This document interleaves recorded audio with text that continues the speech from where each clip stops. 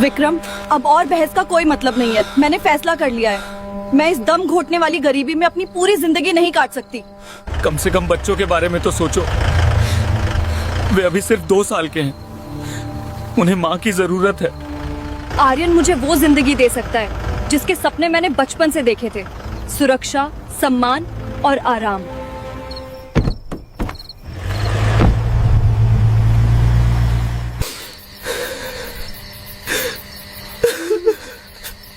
शहर की चमचमाती ऊंची इमारतों के बीच एक पुराना सा बदरंग ऑफिस था, जैसे किसी खूबसूरत तस्वीर पर पड़ा धुंधला दाग। उसी ऑफिस में विक्रम अपनी जिंदगी के सबसे मुश्किल दिन गुजार रहा था।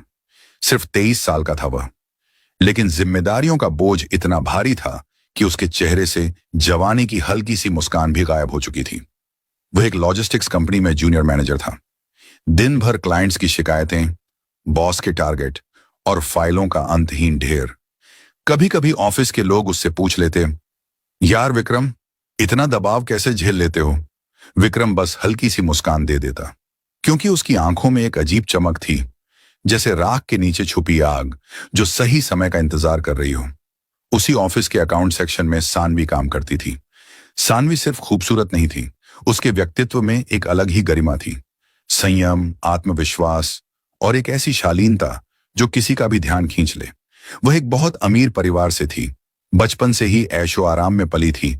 बड़ी गाड़ियां, शानदार घर और हर इच्छा पल भर में पूरी हो जाना। लेकिन पता नहीं क्यों उसे विक्रम का सादापन अच्छा लगता था। कभी फाइल देते समय उनकी नजरें टकरा जाती, कभी लंच ब्रेक में 2-4 बातें हो जाती। धीरे धीरे काम की बातें चाय के कप तक पहुंची और फिर वही बातें शाम की लंबी बातचीतों में बदल गईं। सानवी के पिता अक्सर कहा करते थे, शादी हमेशा बराबरी वालों में करनी चाहिए, तभी रिश्ते टिकते हैं। लेकिन सानवी को विक्रम की ईमानदारी में वो अमीरी दिखती थी जो बड़े बैंक बैलेंस में भी नहीं मिलती। जब घर में उसकी शादी की बातें शुरू हुई तो एक दिन उसने विक्रम से साफ कहा, अगर आज हमने अपने लिए खड़े होने की हिम्मत नहीं दिखाई तो हम जिंदगी भर पछताएंगे। विक्रम के पास न महल थे, न बड़ी गाड़ियां, लेकिन उसके पास एक मजबूत कंधा था और सच्चा दिल। एक तूफानी रात थी। आसमान से बारिश ऐसे बरस रही थी जैसे धरती से कोई पुराना हिसाब चुका रही हो। उसी रात शहर के एक पुराने मंदिर में दोनों ने 7 फेरे ले लिए। दोनों को उम्मीद थी समय के साथ परिवार मान जाएगा, लेकिन ऐसा नहीं हुआ। सानवी के पिता ने इस रिश्ते को अपनी बेइज्जती समझा। उन्होंने सानवी से सारे रिश्ते तोड़ दिए। इतना ही नहीं, अपने प्रभाव से उन्होंने विक्रम की नौकरी भी छिनवा दी। एक ही पल में उनकी दुनिया बदल गई। कुछ ही दिनों बाद दोनों एक नए शहर इंद्रप्रस्थ आ गए। यह शहर सपनों से भरा था, लेकिन उनके हिस्से आई एक तंग गली। ऐसी गली जहां सूरज की किरणें भी जैसे गरीबी देखकर रास्ता बदल लेती थीं। विक्रम ने बहुत कोशिश की, एक ऑफिस से दूसरे ऑफिस तक भटका, लेकिन हर जगह किसी न किसी तरह सानवी के पिता का असर पहले से पहुंच चुका था। कोई उसे नौकरी देने को तैयार नहीं था। एक दिन विक्रम ने सानवी की आंखों में पहली बार बेबसी देखी। उस पल उसका दिल टूट गया। उसने अपनी डिग्री, अपनी पहचान, सब कुछ एक तरफ रख दिया और एक कंस्ट्रक्शन साइट पर मजदूरी शुरू कर दी। जिस युवक ने कभी भारी फाइल से ज्यादा कुछ नहीं उठाया था, अब वह तपती धूप में अपनी पीठ पर ईंट और सीमेंट के बोरे ढो रहा था। पसीना आंखों में जाता तो जलन होती, हाथों में छाले पड़ जाते, लेकिन वह रुकता नहीं था। रात को जब वह घर लौटता तो उसका शरीर दर्द से कराह रहा होता। सानवी उसके फटे हाथों को पकड़ लेती और रो पड़ती। विक्रम मुस्कुरा देता। वह अपनी धूल भरी शर्ट से उसके आंसू पोंछते हुए कहता, पगली, ये पसीना नहीं है, ये हमारी आने वाली खुशियों की नींव है। शादी के 2 साल बाद उनके घर में 2 नन्हे मेहमान आए, जुड़वां बेटे आर्यन और कबीर। उनकी पहली रोने की आवाज सुनते ही विक्रम की आंखें भर आईं।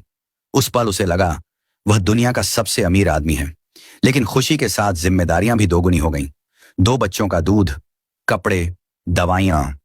अब विक्रम दिन में मजदूरी करता और रात में पुरानी टैक्सी चलाता। नींद जैसे उसकी जिंदगी से हमेशा के लिए गायब हो चुकी थी। लेकिन धीरे धीरे सानवी का धैर्य टूटने लगा। गरीबी इंसान को सिर्फ कमजोर नहीं करती, कभी कभी उसका स्वभाव भी बदल देती है। अब वह पहले वाली मुस्कुराती सानवी नहीं रही थी। छोटे छोटे झगड़े, ताने और हर दिन की तंगी। अब उसे विक्रम की मेहनत कम और अपनी मजबूरी ज्यादा दिखने लगी थी। एक रात वह अचानक फट पड़ी। विक्रम, देखो हमारी हालत, छत से पानी टपक रहा है, बच्चों के पास कल के लिए दूध नहीं है, और तुम कहते हो सब ठीक हो जाएगा। विक्रम ने थकी आवाज में कहा, मैंने आज ठेकेदार से एडवांस मांगा था, उसने मना कर दिया, लेकिन अगले हफ्ते कंक्रीट का काम खत्म होगा तो। बस, सानवी ने बीच में रोक दिया, यहां दाने दाने के लाले पड़े हैं। मेरे पिता के घर में नौकर भी हमसे बेहतर जिंदगी जीते हैं। उसकी आंखों में अब प्यार नहीं, शिकायत थी। मैंने तुमसे प्यार इसलिए किया था क्योंकि मुझे लगा था तुम कुछ बनोगे, लेकिन तुम तो बस एक साधारण मजदूर बनकर रह गए। फिर उसने विक्रम की पसीने से भीगी कमीज की ओर इशारा किया। और ये बदबू, अब मुझे इससे घिन आती है। कमरे में कुछ पल के लिए गहरा सन्नाटा छा गया। फिर विक्रम ने शांत लेकिन मजबूत आवाज में कहा, अगर तुम्हें लगता है कि मेरी मेहनत एक बोझ है तो शायद तुम मेरे साथ रहने की वजह भी नहीं देखती। वह थोड़ा रुका, फिर बोला, लेकिन एक बात याद रखना, मैं हार नहीं मानूंगा। चाहे मुझे खुद को मिटाना पड़े, मैं अपने बच्चों को वो जिंदगी दूंगा जिसकी तुमने कभी कल्पना भी नहीं की होगी। और शायद किस्मत भी उसी पल कोई नया मोड़ लिख रही थी, क्योंकि बहुत जल्द उनकी जिंदगी में एक नया नाम आने वाला था। एक बड़ा उद्योगपति, एक टेक्सटाइल कंपनी का मालिक, आर्यन मल्होत्रा, जिसकी एंट्री उनकी पूरी कहानी की दिशा बदल देने वाली दौलत, ताकत और चालाक दिमाग, ये तीनों चीजें आर्यन के पास भरपूर थीं। लेकिन उसकी सबसे खतरनाक ताकत कुछ और थी।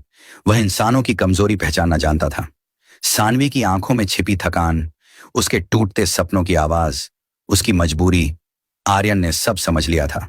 और फिर उसने धीरे धीरे अपना जाल बुनना शुरू किया। कभी महंगे गिफ्ट, कभी चमकदार पार्टियों की तस्वीरें, कभी बड़े घर और आराम भरी जिंदगी के सपने। वह अक्सर सानवी से कहता, सानवी, तुम जैसी लड़की इस तंग जिंदगी के लिए नहीं बनी हो। तुम्हें तो आसमान में उड़ना चाहिए। ये छोटी सी दुनिया तुम्हारे लिए नहीं है। धीरे धीरे उसके शब्द सानवी के दिल में उतरने लगे। उधर विक्रम, वह अपनी मेहनत में इतना डूब चुका था कि उसे घर के अंदर उठ रहे उस तूफान की भनक तक नहीं लगी। एक रात की बात है, विक्रम ने उस दिन लगातार 2 शिफ्ट काम किया था। शरीर थकान से टूट रहा था। जैसे तैसे वह घर पहुंचा, लेकिन जैसे ही उसने दरवाजा देखा, वह अचानक रुक गया। दरवाजा आधा खुला था। घर के अंदर अजीब सा सन्नाटा था, और उस सन्नाटे को चीर रही थी 2 मासूम आवाजें, आर्यन और कबीर के रोने की आवाज। विक्रम घबराकर अंदर भागा। अलमारी खुली थी, कपड़े गायब थे। घर जैसे अचानक खाली हो गया था। मेज पर एक छोटा सा कागज रखा था। विक्रम के हाथ कांप रहे थे। उसने धीरे से वह नोट उठाया। उस पर लिखा था, विक्रम, मैं हार गई हूं। मैं इस बदहाली में अपनी जवानी और अपने सपनों को खत्म नहीं कर सकती। आर्यन मुझे वो जिंदगी दे सकता है जिसकी मुझे जरूरत है। मैं उसके साथ हमेशा के लिए जा रही हूं। अपने बेटों को खुद संभाल लेना, वे शायद तुम्हारी तरह मेहनती बन जाएंगे। अलविदा। उस पल विक्रम को लगा जैसे उसके पैरों के नीचे की जमीन खिसक गई हो। दिल के अंदर कुछ टूट कर बिखर गया था। वह चुपचाप फर्श पर बैठ गया। दोनों बच्चों को अपनी छाती से लगा लिया। उस रात उसने एक भी आंसू नहीं बहाया। बस मन ही मन एक वादा किया, अब किसी से कोई उम्मीद नहीं। अब मेरी दुनिया सिर्फ मेरे बेटे हैं और मेरा काम। अगले दिन से विक्रम बदल चुका था। अब वह अपना दुख रोकर नहीं, मेहनत में बदलने लगा। दिन में वह मजदूरी करता, लेकिन अब वह सिर्फ ईंटें नहीं उठाता था। वह सीख रहा था कौन सा मटेरियल अच्छा होता है, कौन सा ठेकेदार चोरी करता है, एक मजबूत इमारत कैसे खड़ी होती है। रात को जब बच्चे सो जाते तो वह पुराने इंजीनियरिंग के नक्शे पढ़ता।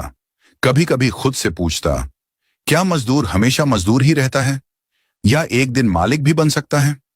एक दिन निर्माण साइट पर मुख्य मिस्त्री बीमार पड़ गया। काम रुकने वाला था। तभी विक्रम आगे आया। साहब, उसने ठेकेदार से कहा, यह दीवार मैं बना देता हूं, गारंटी है, एक मुट्ठी मसाला भी खराब नहीं होगा। ठेकेदार पहले हंस पड़ा, लेकिन मजबूरी में उसे मौका दे दिया। और जब विक्रम ने दीवार बनाई तो वह इतनी सीधी और मजबूत थी कि बिल्डिंग का मालिक खुद देखने आ गया। उसने हैरानी से पूछा, तुम मजदूर हो या इंजीनियर? विक्रम हल्का सा मुस्कुराया, साहब, अभी तो मजदूर हूं, लेकिन सीख रहा हूं। कुछ दिनों बाद वही मालिक फिर उससे मिला। उसने कहा, मेरे पास एक छोटा प्रोजेक्ट है, क्या तुम उसका ठेका लोगे? विक्रम कुछ पल तक उसे देखता रहा। यह उसके लिए किसी सपने जैसा था। न पैसा था, न बड़े संसाधन, लेकिन उसके पास एक चीज थी, ईमानदारी। और वही उसकी सबसे बड़ी पूंजी बन गई। उसने अपने 4 भरोसेमंद मजदूरों को बुलाया और साफ साफ कहा, शुरुआत में पैसे कम मिलेंगे, लेकिन अगर मेहनत की तो एक दिन हम खुद मालिक बनेंगे। लोग उसका मजाक उड़ाते थे। जिसकी बीवी भाग गई वह घर बनाएगा, लेकिन विक्रम बस मुस्कुरा देता। उसकी आंखों में अब 2 चीजें थीं, अपने बेटों का भविष्य और खुद को साबित करने की आग। कुछ समय बाद उसने अपनी पहली कंपनी रजिस्टर कराई, विक्रम एंड सन्स इंफ्रास्ट्रक्चर। शुरुआत में उसके पास सिर्फ 2 मजदूर थे, लेकिन उसकी ईमानदारी की चर्चा धीरे धीरे फैलने लगी। छोटे प्रोजेक्ट मिले, फिर बड़े, और धीरे धीरे उसका नाम बनने लगा। विक्रम मजदूरों के साथ जमीन पर बैठकर खाना खाता था। क्यों? क्योंकि वह जानता था पसीना बहाने वाले लोगों की कीमत क्या होती है। वह कई मजदूरों के बच्चों की पढ़ाई का खर्च भी उठाने लगा, शायद इसलिए क्योंकि वह खुद कभी उसी दर्द से गुजर चुका था। 5 साल बीत गए। विक्रम अब छोटा ठेकेदार नहीं रहा था, वह शहर का उभरता हुआ बिल्डर बन चुका था। आर्यन और कबीर स्कूल जाने लगे थे। हर सुबह विक्रम उन्हें अपनी पुरानी साइकिल पर स्कूल छोड़ता और फिर सीधे निर्माण साइट पर पहुंच जाता। एक दिन उसने शहर के बाहर एक ऐसी जमीन खरीदी जहां कोई निवेश करने को तैयार नहीं था। लोग हंसने लगे, यहां कौन घर खरीदेगा? लेकिन विक्रम की सोच अलग थी। उसने वहां एक नया प्रोजेक्ट शुरू किया, अफोर्डेबल हाउसिंग, छोटे घर, कम कीमत, ईमानदार निर्माण। और देखते ही देखते वह प्रोजेक्ट सुपरहिट हो गया। अब शहर के बड़े बड़े उद्योगपति भी विक्रम की तारीफ करने लगे थे। उसके पास अपनी गाड़ी थी, बड़ा ऑफिस था, लेकिन उसके अंदर का मजदूर अभी भी जिंदा था। वह आज भी धूप में काम करते मजदूरों को देखकर रुक जाता था, क्योंकि उसे पता था मेरी कहानी भी यहीं से शुरू हुई थी। समय का पहिया घूमता रहा। 15 साल गुजर गए। इंद्रप्रस्थ शहर का नक्शा बदल चुका था, और उस बदलाव के पीछे जिस नाम की सबसे ज्यादा चर्चा होती थी वह नाम था विक्रम। कभी ईंटें ढोने वाला वह मजदूर अब विक्रम एंड सन्स ग्रुप का चेयरमैन बन चुका था। लेकिन उसने अपने बेटों को ऐशो आराम में नहीं पाला। वह अक्सर अपनी पुरानी फटी मजदूरी वाली शर्ट निकालता और उन्हें दिखाकर कहता, बेटा, यह शर्ट ही तुम्हारी असली विरासत है। अगर इसे भूल गए तो यह साम्राज्य गिरने में देर नहीं लगेगी। आर्यन शांत और समझदार था। कबीर अपने पिता की तरह जिद्दी और मेहनती। दोनों के दिल में अपने पिता के लिए गहरा सम्मान था। एक दोपहर की बात है, विक्रम अपनी नई टाउनशिप का उद्घाटन करके ऑफिस लौटा ही था कि उसने बाहर हलचल देखी। सुरक्षाकर्मी एक कमजोर सी महिला को गेट से बाहर निकालने की कोशिश कर रहे थे। वह महिला बहुत थकी हुई लग रही थी। कपड़े मैले थे, चेहरा जिंदगी की मार से झुका हुआ। वह बार बार कांपती आवाज में कह रही थी, मुझे बस विक्रम से मिलना है। और जैसे ही विक्रम की नजर उस चेहरे पर पड़ी, वह कुछ पल के लिए पत्थर सा खड़ा रह गया, क्योंकि वह चेहरा उसके अतीत से लौटकर आया था। वह महिला इतनी कमजोर थी कि ठीक से खड़ी भी नहीं हो पा रही थी। उसके कदम बार बार लड़खड़ा रहे थे, जैसे हर कदम उठाने के लिए उसे अपनी बची खुची ताकत जुटानी पड़ रही हो। चेहरे पर गहरी झुर्रियां थीं, आंखों में ऐसी थकान थी जो सिर्फ वही इंसान समझ सकता है जिसे जिंदगी ने बुरी तरह तोड़ा हो। वह बार बार गार्ड से विनती कर रही थी, मुझे बस विक्रम से मिलना है, एक बार। गार्ड उसे गेट से बाहर करने ही वाले थे कि तभी अंदर से निकलते हुए विक्रम की नजर उस पर पड़ी, और उसी पल समय जैसे थम गया। विक्रम की सांस अटक गई। दिल के अंदर कहीं पुराने जख्म अचानक जाग उठे, क्योंकि वह कोई अजनबी नहीं थी। वह सानवी थी, वही सानवी जिसने कभी गरीबी से हार कर उसे और अपने बच्चों को छोड़ दिया था। विक्रम कुछ पल चुप खड़ा रहा। उसके सामने खड़ी वह औरत अब वही सानवी नहीं थी जो कभी महंगे कपड़ों और बड़े सपनों में खोई रहती थी। जिंदगी ने उसे पूरी तरह बदल दिया था। उसके चेहरे की चमक कहीं खो चुकी थी। बाद में पता चला, जिस आदमी के साथ वह गई थी उसी ने उसे सबसे ज्यादा चोट दी। आर्यन ने उसे कभी सच में प्यार किया ही नहीं था। उसके लिए सानवी बस एक सौदा थी। जब तक वह उसके काम की रही, वह उसके साथ रहा। लेकिन जैसे ही उसकी जिंदगी में मुश्किलें आईं, उसने सानवी को बिना किसी सहारे के सड़क पर छोड़ दिया। जिस चमक दमक वाली दुनिया के लिए सानवी ने सब कुछ छोड़ दिया था, आखिर में वही दुनिया उसके लिए एक खाली अंधेरा बन गई। जैसे ही सानवी की नजर विक्रम पर पड़ी, वह लड़खड़ाते हुए उसकी तरफ बढ़ी और अचानक वह उसके पैरों में गिर पड़ी। विक्रम, मुझे माफ कर दो। वह फूट फूट कर रोने लगी। उसकी आवाज टूट रही थी। मैं अंधी हो गई थी। मुझे लगा था पैसा ही सब कुछ है, लेकिन मैंने अपनी जिंदगी की सबसे बड़ी गलती कर दी। वह हाथ जोड़कर रोते हुए बोली, मुझे बस एक बार अपने बच्चों को देखना है। बस एक बार। वह जोर जोर से रो रही थी, कभी जमीन पर सिर रखती, कभी हाथ जोड़ती। विक्रम ने धीरे से अपना पैर पीछे खींच लिया। उसके चेहरे पर न गुस्सा था न नफरत, बस एक गहरी शांति थी। कुछ पल बाद उसने धीमी लेकिन साफ आवाज में कहा, सानवी, मेरे बच्चों की मां उसी दिन मर गई थी जिस दिन तुम उन्हें रोता छोड़कर चली गई थी। ये सुनते ही सानवी की सिसकियां और तेज हो गईं। विक्रम आगे बोला, आज मैं जो कुछ भी हूं वह उस दिन से शुरू हुई लड़ाई का नतीजा है। तुम मुझे छोड़कर चली गई और उसी दिन मैंने खुद को ढूंढ लिया। वह थोड़ा रुका, फिर बोला, तुमने प्यार छोड़ा था और मैंने पसीना बहाया था। आज जिंदगी ने हम दोनों का हिसाब बराबर कर दिया है। विक्रम ने गार्ड की तरफ देखा और इशारा किया, इनके रहने की व्यवस्था कर दो, एक छोटा सा घर और कुछ पैसे दे देना ताकि इन्हें किसी के आगे हाथ न फैलाना पड़े। सानवी ने उम्मीद भरी नजरों से उसकी तरफ देखा, लेकिन तभी विक्रम की आवाज फिर गूंजी, लेकिन याद रखना, तुम अब कभी मेरे परिवार का हिस्सा नहीं बन सकती। यह फैसला कठोर जरूर था, लेकिन साफ था, क्योंकि कुछ रिश्ते टूटने के बाद फिर पहले जैसे नहीं बनते। समय फिर आगे बढ़ता रहा। अब विक्रम के बेटे बड़े हो चुके थे, आर्यन और कबीर। दोनों ने अपने पिता के सपनों को नई ऊंचाई दी। आर्यन ने आधुनिक आर्किटेक्चर और नई तकनीकों से कंपनी के प्रोजेक्ट्स को अलग पहचान दी। वहीं कबीर जमीन पर उतरकर हर प्रोजेक्ट को समय से पहले पूरा करवाता। एक भाई दिमाग से कंपनी चला रहा था और दूसरा दिल से। दोनों की जोड़ी ने विक्रम एंड सन्स को पूरे देश में मशहूर कर दिया। लेकिन उनकी असली पहचान सिर्फ बिजनेस नहीं थी। उन्होंने मजदूरों के लिए मुफ्त अस्पताल बनवाए, उनके बच्चों के लिए स्कूल खुलवाए। धीरे धीरे शहर के लोग उन्हें सिर्फ बिल्डर नहीं, मजदूरों का मसीहा कहने लगे। अब जब विक्रम कभी अपनी जिंदगी को पीछे मुड़कर देखता था तो उसे अपना अतीत छोटा नहीं लगता था, बल्कि वही अतीत उसकी सबसे बड़ी ताकत बन चुका था। जो लोग मुश्किल वक्त में आपका साथ छोड़ देते हैं, कई बार वही लोग आपको आपकी असली ताकत पहचानने का मौका भी दे जाते हैं। विक्रम की असली जीत सानवी को हराने में नहीं थी। उसकी असली जीत इस बात में थी कि उसने अपने दर्द को ताकत बना लिया। अब आपसे एक सवाल, अगर आप विक्रम की जगह होते तो क्या करते? क्या सानवी को उसकी गलती का एहसास होने के बाद माफ कर देना चाहिए था, या फिर विक्रम ने जो फैसला लिया वही सही था? अपनी राय जरूर बताइए।